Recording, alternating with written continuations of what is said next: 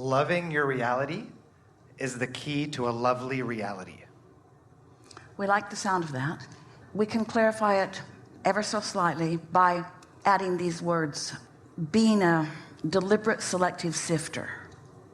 Because there are things in your reality that are not lovable, and don't try to force yourself to love what you don't feel natural love for, because there are things in the reality that you are witnessing that your inner being is not looking at all.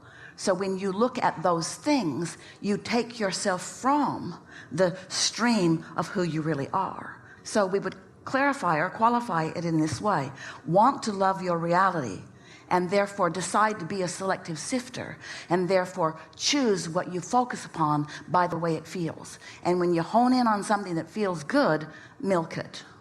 Stay focused on it and let the momentum become more. And that creates a lovely reality. And don't demand every moment of your reality be lovely.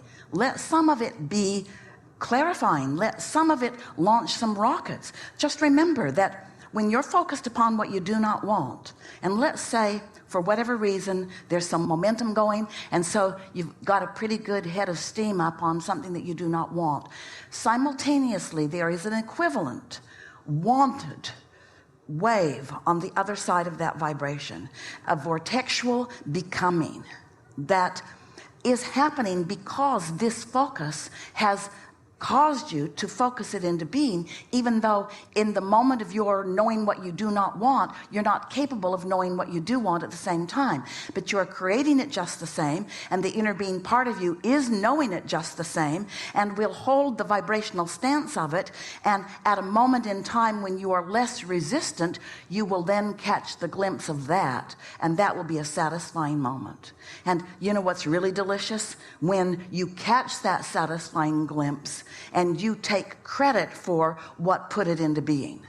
That's what step 5 is. Step 5 is being back in step 1, where you're knowing what you don't want, and having the knowledge that you're creating something new, and having the ability to use your selective sifting ability to focus in the direction of the desired part of the wave rather than the not desired part of the wave. Oh, it's so good. So what would Source say is the true purpose of contrast? Expansion, more, eternalness, just little things like that. Existence, continuing to be, potential for joy, the leading edge, the becoming who I really am. There's more. So in the face of contrast, is it always about focusing away from the contrast or allowing the contrast to cause self-reflection? Well, you can do either. Because you're human, you like the drama of the contrast. But you really don't have to focus yourself into the contrast because, oh, we've not said this before. Thank you so much for bringing it into the forum. Your desire for expansion is what has created the contrast to begin with, because it's the first step in the new understanding. What about that? In other words, my desire to become, and my desire to expand, and my desire for new causes me to attract clarification from experience.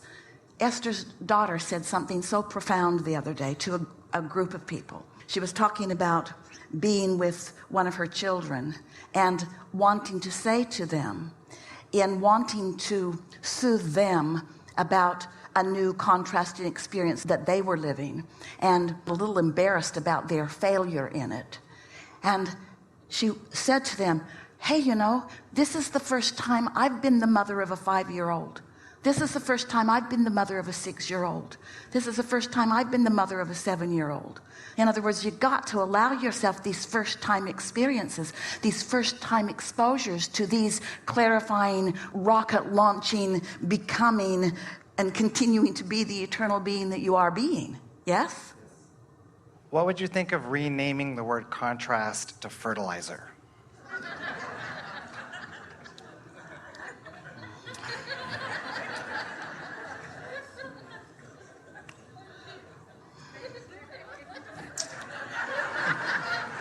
Well, we want to make a clarification that we think is really worth making, and that is, let's talk about contrast and resistance, and let's not call them the same thing. Let's call contrast the productive launch, and fertilizer is sort of that too. It's shining an intensity on something already established, so it applies certainly, but let's make a very clear distinction between contrast, which is so valuable, and resistance, which is not necessary and slows things down. So contrast may not be optional, but the resistance is. Well said. But at the same time, we wouldn't be hard on ourselves about resistance, because after all, this may be the first time you've been the mother of a 5-year-old. You got to give yourself a break. That's like asking yourself to do anything and to get it just the way you want it the first crack out of the box. But that's attachment too, right? That's what? Being attached to outcome, which we also want to avoid. Well, we wouldn't get too heavy on that, because manifestation's a real thing, and manifestation is the outcome of the way you're flowing energy. It's the follow through. It's the follow through. And so you're not ever going to hear us say, don't be excited about manifestation, because manifestation is the evidence of a consistent alignment or direction of thought. But the reason people say that, and we understand, we said it already today. We said there's a difference between finding alignment, which then produces the evidence, and needing the evidence to produce the alignment. So if someone says, don't get attached to the outcome, they must surely be meaning, don't need the outcome to hook you up. Get hooked up and let the outcome then show you that you're hooked up, in case you're not aware by the ecstasy you're feeling.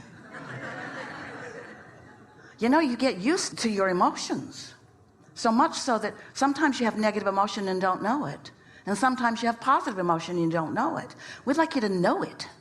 We'd like you to be a deliberate, intentional, conscious calibrator. Like when you're tuning a guitar, you feel when the tuning happens, and you can feel when it's off, and you can feel when it clicks into place. Calibration is the name of deliberate creation game, really. Yeah? Yep. These are really good questions, yeah? And the answers are extraordinary. I agree. Our answers are only as good as your questions, ever. It's the other side of the wave.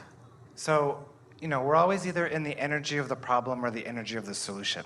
Or somewhere in between. Or somewhere's in between. Let's say it's a spectrum. When you think of relativity, if you didn't know some pain, could you know the relief of it? If you didn't know darkness, could you know light? If you didn't know aggravation, could you know fascination? If you didn't know boredom, could you know interest? And so let's let it all be there, and let's call it all important and delicious to the deliberate calibration of thought. I love that. So good. Yeah. And so those people who bug you the most, bless their hearts. Bless their hearts, because they're responsible for the majority of your expansion. Pick one, the one that gives you the most grief, and give them so much love and appreciation, and tell them, I am who I am because of you. You aggravated me into my exaltation. Enough? Enough. Yes, thank you. Really good.